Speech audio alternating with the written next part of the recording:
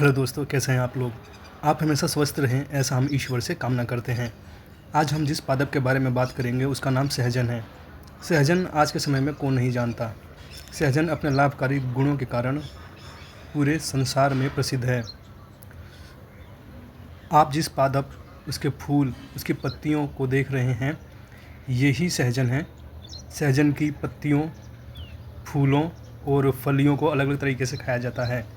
पत्तियों को दवाई के रूप में प्रयोग किया जाता है और महाराष्ट्र में इसकी फूलों की पकौड़ी बनाई जाती है और फली की तो हर कोई सब्जी बनाता है। आप इस प्लांट को देख रहे हैं, इसकी टहनियाँ बहुत ही नाजुक होती हैं।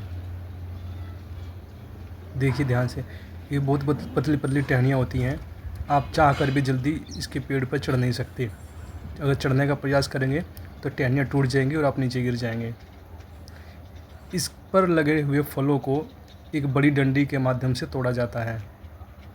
इसकी फलियों की सब्जी महाराष्ट्र, बिहार, झारखंड, पूर्वी उत्तर प्रदेश और बंगाल में बहुत ज़्यादा खाई जाती हैं। क्लाइमेट के अनुसार ही इस पर फूल और फल आते हैं। आप जो पादप देख रहे हैं वो शामली में है और मार्च का महीना ख़त्म हो गया है, तब जाकर इसमें फ्लावरिंग शुरू हुई है और लगभग 15 दिन बाद इसमें फल आने शुरू होंगे। पादपों पर फूल और फल आना क्लाइमेट और सीजन पर डिपेंड करता है।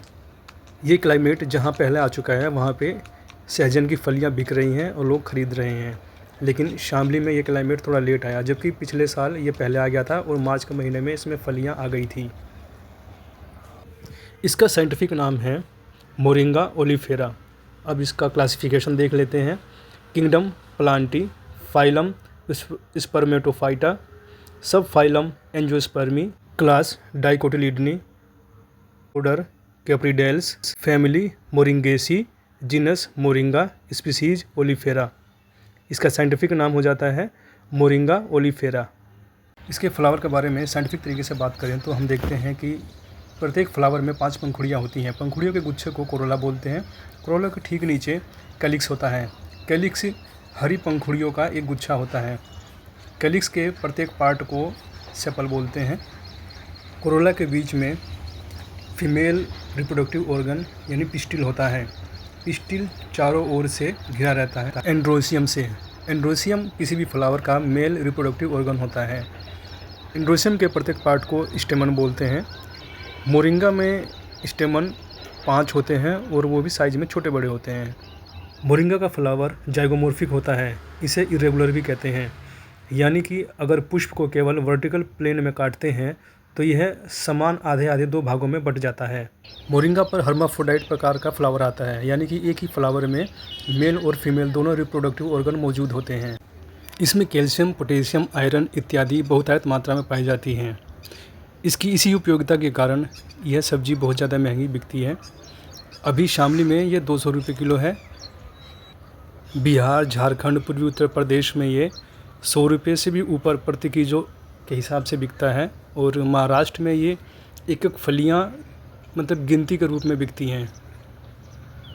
महाराष्ट्र में इसकी 4 फलियाँ 20 या 30 रुपये में बिकती हैं, जबकि एक फली की लंबाई लगभग 1 फीट ही होती है, 1 से 1.25 फीट। जिन पेड़ों पर इन फलियों का साइज़ लगभग 1 फीट या इससे कम होता है, वे फलियाँ ज़्यादातर कड़वी होती हैं और वे सब्ज़ी बनाने के बाद खाई नहीं जा सकती, वो इतनी कड़वी होती हैं कि माना जाता है कि अगर इसकी कलम लगाई जाए और वो कलम जर्मिनेट होके प्लांट में कन्वर्टेड हो जाए और उस पर फल आएँ तो वो फल कभी कड़वे नहीं निकलते, जबकि बीज से उत्पन्न हुए पौधों पर आई फलियाँ हमेशा कड़वी होती हैं।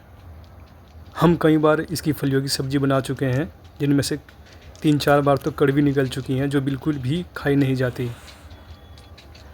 फ़िलहाल जो पेड़ आप देख रहे हैं, इसके आसपास 5-6 पेड़ और हैं।